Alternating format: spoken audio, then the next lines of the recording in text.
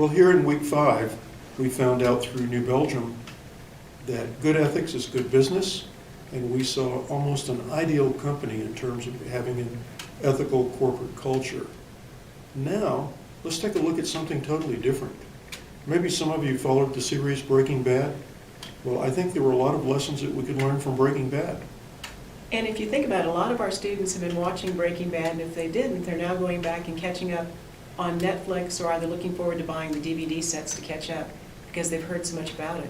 So taking things and relating it to popular TV series, movies, limited run, is an effective way for students to understand some of the concepts. And one of the concepts I want to talk about is one that you've heard before.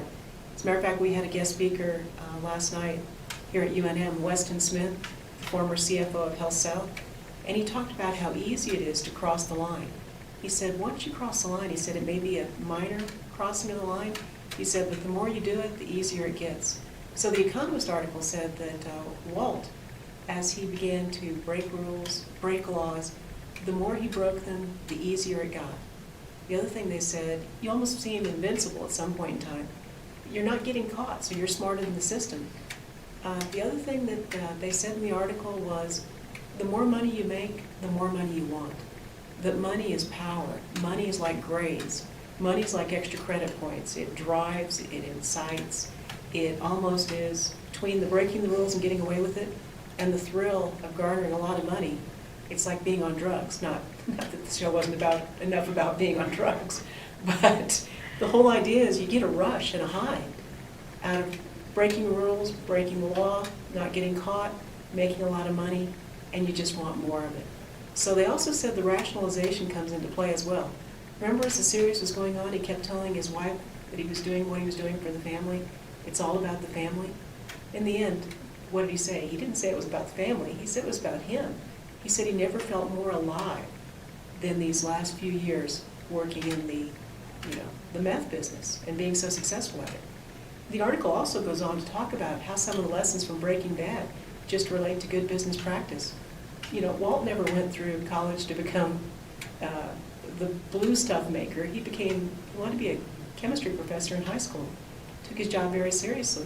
So they said the most successful people tend to get into their profession with a different lens, coming at it from a different way of looking at the whole business. So you look at Steve Jobs, you look at Bill Gates, and the way they came into their businesses, they had fresh perspectives on what the business could and should be. And Walt kind of embraced that, saying it was all about product quality. He didn't care as much about distribution. If he had a bad batch, he'd destroy it. So I'm going to turn it back to OC to share some of his thoughts on Breaking Bad. Yeah, I want to talk more about distribution, because there's also a lot of ethical lessons here. We know this is a highly unethical criminal organization, but how did it break down and eventually lead to everyone's demise? And one of the things, again, you mentioned Walt made the highest quality product that was available. He cared nothing about distribution, but a lot of the conflict, and we could call it ethical conflict, I guess we'd have to use another word here and just say criminal conflict, occurred between Walt and his dealers and the distributors. And they were continually at odds, and eventually led to the total demise of Walt and the organization. The same thing happens in the business world. Ethical conflict that is not managed appropriately can lead to a total destruction of an organization. And that's one of the reasons why ethics is so important in the culture of an organization. And finally, I think that this article, again, it was in this week's Economist, is they pointed out that they document through a lot of academic research some of the things that they find. And specifically, what did they say about leaders? They said that leaders are more likely to break rules or laws than followers. And think about it, if we know that top-down has a big impact on organizational culture, when middle level and lower level look up in the organization and they see their leaders not walking the walk and talking the talk, but bending and breaking the rules, then that really sends, in shock waves, the wrong message throughout the organization.